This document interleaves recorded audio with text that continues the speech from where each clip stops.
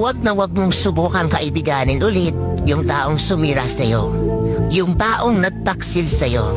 Yung taong nagsabi ng masama laban sa'yo. O yung mga taong para lang maging mabango sila sa iba. Tapos ikaw, na kaibigan nila, binabaho nila.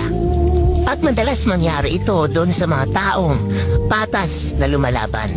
Kaya kung isa ka sa mga nakadanas ng ganito, yung pagkatapos mong pakisamahan at itrato ng ayos, gagawan ka pa ng kwento. Huwag na huwag mo silang kakaibiganin ulit. Marami pang tao dyan na pwede mong makasama. Yung tao na magiging masaya kasama ka.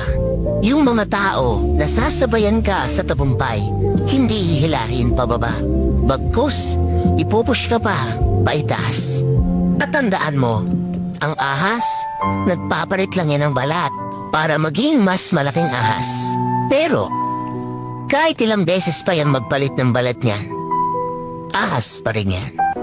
Real talk lang yan.